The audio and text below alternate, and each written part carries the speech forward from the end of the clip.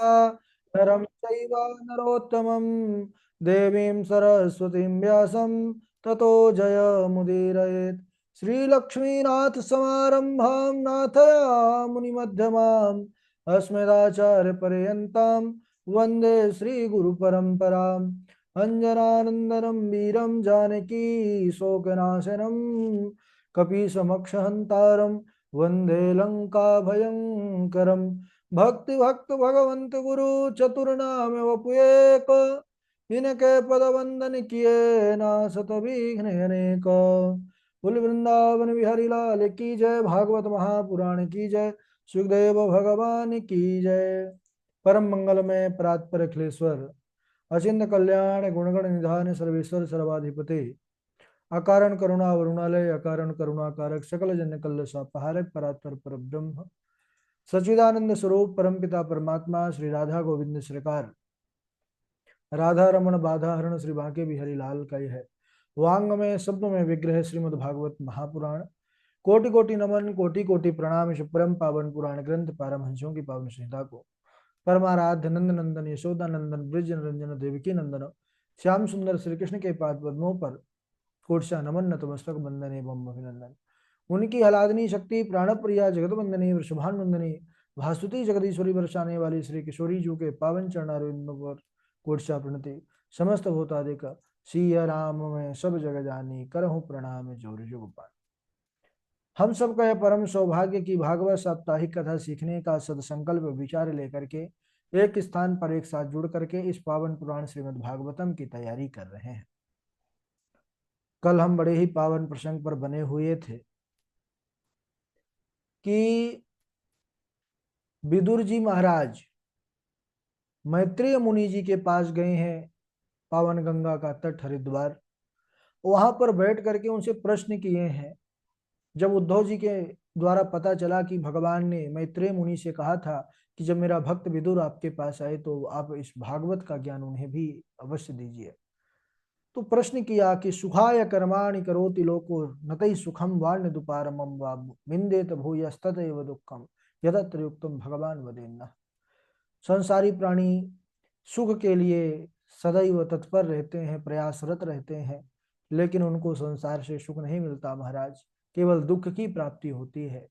दुख की निवृत्ति के लिए भी कर्म करते हैं, तब तब भी वह दुख तो जाता नहीं और उससे बड़ा दुख आ जाता है जीवन में। ऐसे मनुष्यों को क्या करना चाहिए कि वह परम सुख का अनुभव करें? तो बोले सबसे पहले संसार से सुख खोजना बंद करना चाहिए। मैत्रेय मुनि जी ने कहा कि कोई तन दुखी, कोई मन दुखी, कोई धन बिन राहत उदास, थोड़े थोड़े सब दुखी, सुखी राम के दास।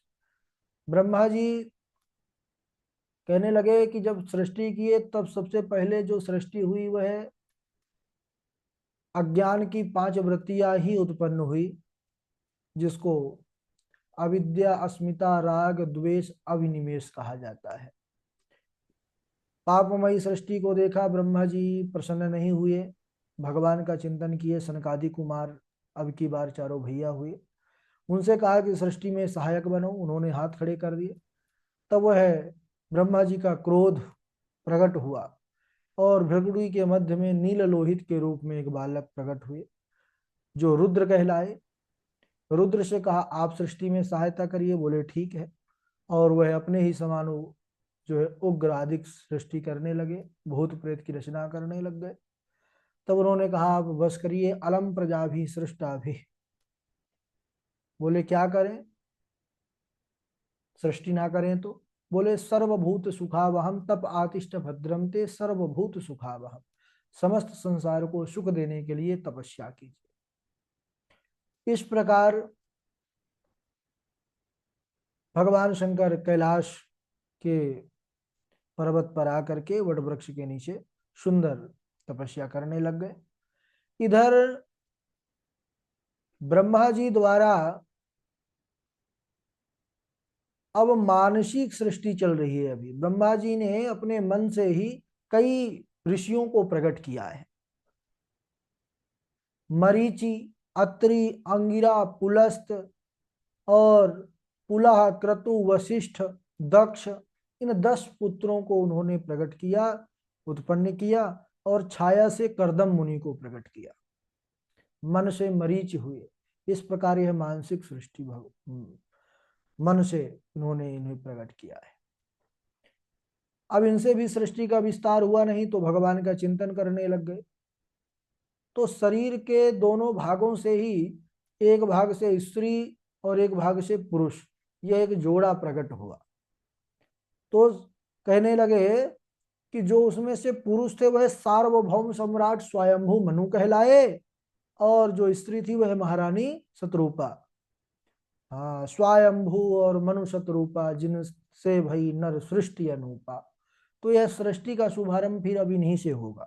मनु शतरूपा, इन्होंने हाथ जोड़ करके ब्रह्मा जी से प्रणाम किया, ब्रह्मा जी को निवेदन किया कि त्वमें कहा सर्वभूतानां जन्म कृत वृत्तिदा पिता, अथापि नः प्रजानां ते शुश्रूषा केन वा भवेत्। आप जन्म और आजीविका देने वाले हमारे आप पिता हैं, कहिए हम आपकी क्या सेवा करें, आपकी क्या आज्ञा है। ब्रह्मा जी ने कहा, बेटा मनु, तुम अपने ही समान गुणवान संतान उत्पन्न करो, धर्म पूर्वक, और पृथ्वी का पालन करो, भगवान श्री हरि की आराधना करो।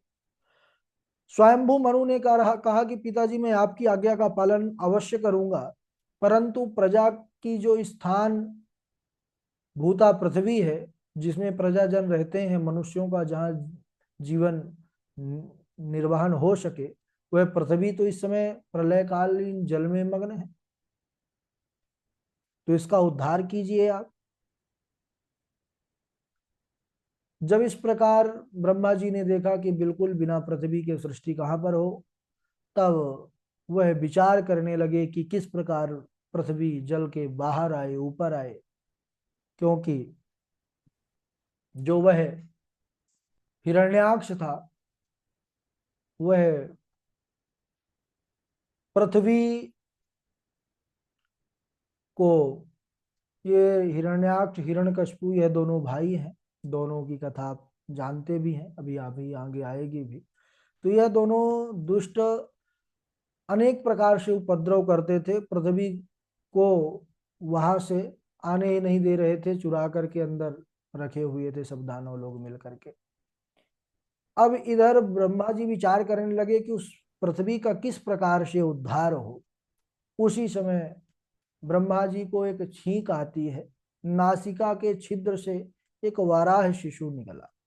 अब भगवान ही है, लीला के द्वारा देखते ही देखते बढ़ते बढ़ते बढ़ते बढ़ते आकाश के समान हो गए, और उन्होंने जल पर छलांग लगा दिया।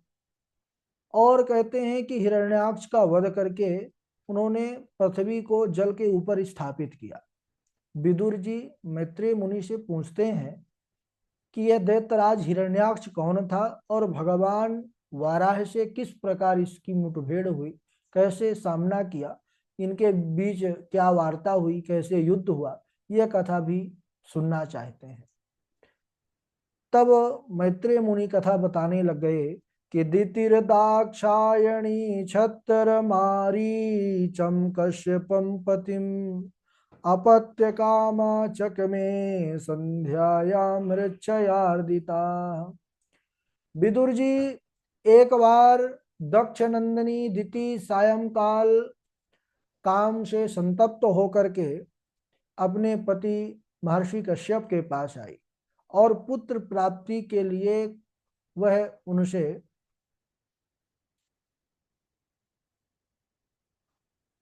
प्रार्थना करने लगी कि महाराज मुझे पुत्र चाहिए।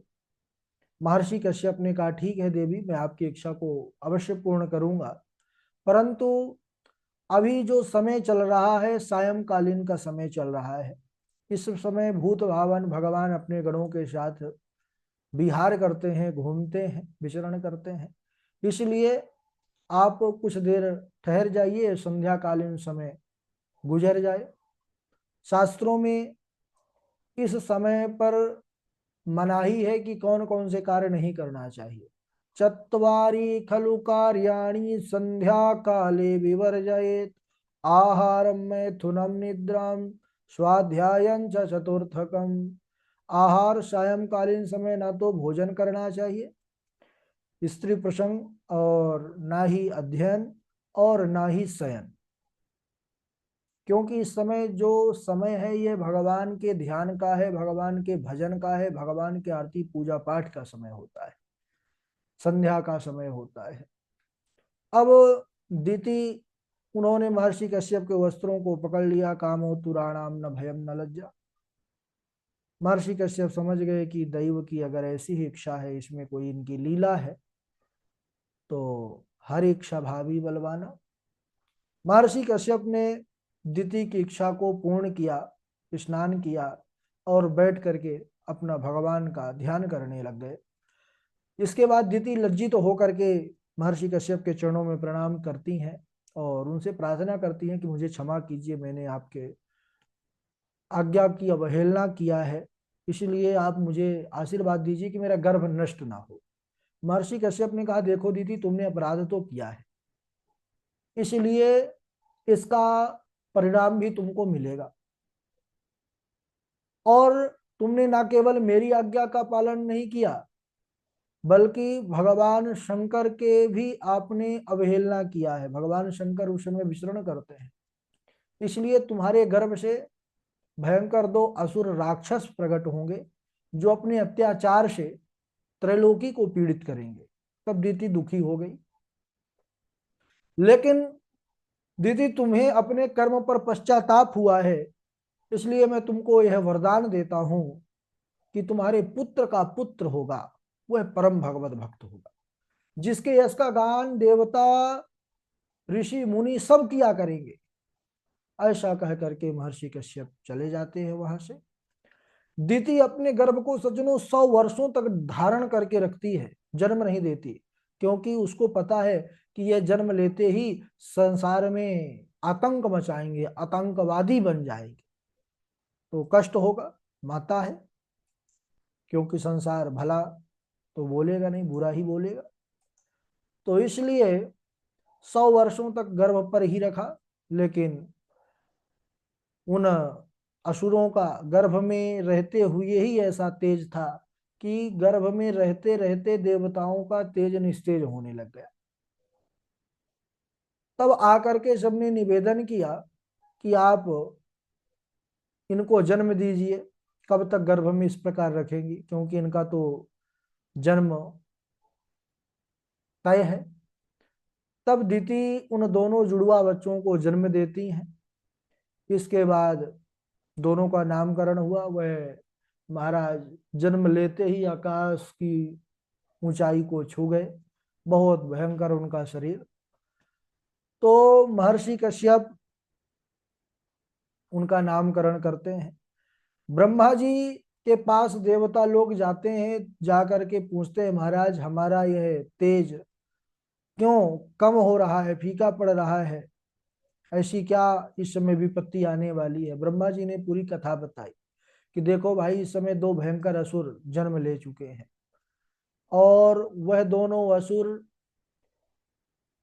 कहने लगे और कोई नहीं, वह तुम्हारे पूर्वज ही हैं, भगवान के पार्षद ही हैं, जय और विजय नाम।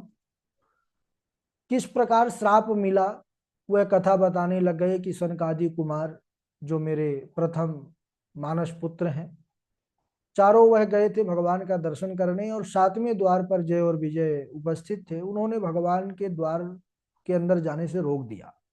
उस समय सनकादियों को क्रोध आया, कहने लगे कि अरे तुम लोग दुष्ट, रहते वैकुंठ में हो, लेकिन तुम्हारी बुद्धि में भेद है, जो एक भक्त को भगवान के बीच में बाधा बन रहे हो, इसलिए तुम जाओ, यहाँ रहने के काबिल नहीं हो, जाओ तुम असुर हो जाओ। 3 जन्मों तक असुर होने का श्राप मिला। नारायण आ गए, बोले ब्राह्मण देवता, आप लोगों ने बड़ा अच्छा किया, जो इनके कर्म का इनको आपने भली भांति रूप से दंड दिया, क्योंकि छिंद्याम स्वबाहुम अपि वह प्रतिकूल वृत्तिम, ब्राह्मणों के विरुद्ध अगर मेरी भुजा भी आचरण करे ना, तो मैं उसको भी काट करके फेंक दूं। तो आपने जो इनको दंड दिया है मुझे भी अभिमत है। और इसके अलावा उन्होंने अपने अनुचरों को भी सांत्वना दिया, जो पार्षद थे। बोले तुम लोग भी चिंता ना करो, ब्राह्मण देवता की कृपा से मंगल ही होगा तुम्हारा, श्राप इनका वरदान समझो। वरदान क्यों? बोले महाराज आप इधर रहेंगे, हम पृथ्वी पर जाके असुर बनेंगे। बोले नहीं, वरदान इसलिए समझो कि हम स्वयं तुमको लेने आएंगे। अगर मुनि के श्राप से तुम्हारे 3 जन्म होंगे असुर कुल में, तो मैं स्वयं 4 जन्म ग्रहण करके तुम्हारा उद्धार करने के लिए आऊंगा, और उद्धार करूंगा अपने हाथों से, और तुमको अपने परम धाम को भेजूंगा। तब प्रसन्न हुए। अच्छा, ब्राह्मणों की बड़ी महिमा गाया है भगवान ने यहाँ पर बतलाया है कि देखिए, मैं जितना ब्राह्मणों को मानता हूं, जितना मुझे ब्राह्मण प्रिय है, उतना कोई और नहीं। कहते हैं कि ब्राह्मणों की कृपा से ही मुझे वह कीर्ति मिली है जिसका गान करके पतित प्राणी भी मुक्त हो जाता है। यद्यपि भगवान तो सर्वात्मा है, फिर भी वह आदर देते हैं अपने संतों को, ब्राह्मणों को, आचार्यों को। उन्होंने कहा, नाहम तथाद्मि यजमान हविर विताने शोतद्घृत प्लुत मदन भूत भुंग मुखेना यद ब्राह्मणस्य मुखतश्चरतो अनुघासम तुष्टस्य मय्य वहितेर निज कर्म पाकई। मैं ब्राह्मणों के द्वारा, यजमानों के द्वारा बड़े बड़े यज्ञों में दी हुई आहुति से उतना प्रसन्न नहीं होता जितना प्रसन्न मैं सुंदर ब्राह्मण संत के मुख में ग्रास जाने से होता हूं। यानी हवन कुंड में स्वाहा और ब्राह्मणों के मुख में आहा। जब ब्राह्मण देवता सुंदर प्रसाद पाकर के प्रसन्न हो जाएं, समझ लीजिए कि कोटि यज्ञों का फल आपको मिल गया। इसलिए ब्राह्मण भोजन कराना ही चाहिए, और होता ही है। हमारे भारतवर्ष में तो सबसे पहले ब्राह्मण भोज ही होता है। कितना बड़ा भी भंडारा हो जाए, पहले ब्राह्मण पाएंगे, उसके बाद ही शुरू हो जाता है। तो ये तो परंपरा पद्धति हमारी आर्ष परंपरा है। इसके बाद सांत्वना दिया अनुचरों को, अनुचर भी प्रसन्न हो गए। तो इधर ब्रह्मा जी बतलाए कि देखो देवताओं, वही जो है दोनों दिति के बालक, जो असुर रूप जय और विजय ही प्रकट हुए हैं। महर्षि कश्यप ने उनका नाम रखा दोनों का। जो बड़ा था उसका नाम हिरण्यकशिपु, छोटे का नाम हिरण्याक्ष रखा। एक दिन हिरण्याक्ष अपने भाई को प्रसन्न करने के लिए हाथ में गदा घुमाता हुआ त्रैलोकी में घूम रहा था। सबको ताल ठोक करके बुला रहा था, आओ युद्ध कर लोगे हमसे। सब डर जाते महाराज, बड़ा पराक्रमी था। कोई मिला नहीं तो वरुण की राजधानी विवाहवरीपुरी पहुंच गए और ताल ठोकने लग गए। वरुण देवता ने कहा, अरे दैत्यराज, हम हो गए बूढ़े, इसलिए अब दाव पेच हम नहीं जानते हैं ज्यादा। तो तुम ऐसा करो, ज्यादा अभिमान में चूर मत हो, थोड़ी दूर जाओ, तुमको वाराह रूपी नारायण से भेंट होगी, वही तुम्हारी इस मस्ती को दूर करेंगे जो तुम्हारे मस्ती चढ़ी हुई है अभिमान की। तब तो वह आग बबूला हो गया। बोले कहाँ है नारायण? चारों तरफ घूम कर देखने लगा। बोले बस थोड़ी ही दूर जाओ, वहां तुमको नारायण मिलेंगे। भागा भागा गया है, सबसे पहले नारद मिल गए। बोले अच्छा तुम ही नारायण हो? नारद जी ने कहा, नारायण नारायण नारायण, अरे मैं तो उनका भक्त हूँ, नारद दास। अच्छा तो लड़ना भिड़ना जानते हो? ताल ठोकने लगे, अरे नारायण, हम लड़ना भिड़ना नहीं जानते, लेकिन लड़ाना भिड़ाना जरूर जानते हैं। जानते हैं तुम बड़ा लड़ने के लिए आतुर हो। तो बोले कहाँ, कौन है टक्कर लेने वाला? बोले बस थोड़ी ही दूर जाइए, आगे इंतजार कर रहे हैं प्रभु। अब इधर जैसे ही हिरण्याक्ष गया है और हिरण्यकशिपु ओ हिरण्याक्ष गया है, और वहां पर भगवान वाराह है अपने दांतों पर पृथ्वी को दबाए हुए लेकर के जा रहे थे। दुष्ट कहने लगा, कहाँ जा ले जा रहे हो इस प्रकार पृथ्वी को चुरा करके? भगवान ने कुछ नहीं कहा, चुपचाप सबसे पहले जल पर स्थापित किया। बहुत अपशब्द बकता रहा वह असुर, लेकिन भगवान ने बुद्धिमानी का कार्य किया, पहले पृथ्वी को अपने स्थान पर स्थापित किया। क्योंकि कहा गया है, स्वाकार्ये साधये धीमान कार्य ध्वंसो ही मूर्खता। बुद्धिमान पहले अपने कार्य को सफल करते हैं, काम को बिगाड़ने वाले मूर्ख कहलाते हैं। इसके बाद जो ताल ठोंक रहा था हिरण्याक्ष, फिर वाराह रूपी नारायण का हिरण्याक्ष के साथ भयंकर द्वंद्व युद्ध होता है सज्जनों। उसको हम अगले दिवस श्रवण करेंगे। आज यहीं तक। बोलिए वृंदावन बिहारी लाल की जय। चलिए समय भी हो चुका है। है ना। और हमारे सबसे पहले झा जी श्लोक सुनाएंगे, झा जी के बाद कृष्णा संजय जी, और आगे के श्लोक झा जी ही सुनेंगे। थोड़ा सा हम व्यवस्था कर दें, मंदिर आज मंगलवार भी है तो यहाँ थोड़ा प्रोग्राम रहता है, हनुमान जी का मंदिर है तो थोड़ा सा व्यवस्था करना पड़ता है। तो झा जी आप एक बार श्लोक बोलने के बाद सबसे बारी बारी आप ही श्लोक सुनेंगे, आगे आप देखेंगे, फिर आपका वक्तव्य भी रहेगा। राधे राधे गुरु जी। हाँ राधे राधे झा जी। पत्रम पुष्पम फलम तोयम यो मे भक्त्या प्रयच्छति। पत्रम पुष्पम फलम तोयम यो मे भक्त्या प्रयच्छति।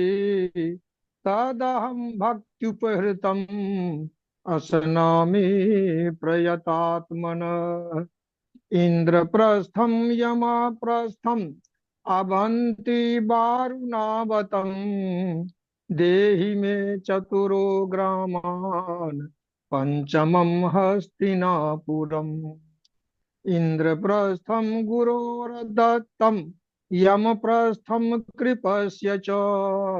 वारणावतकं भीष्मे अवंति सूर्यनंदने।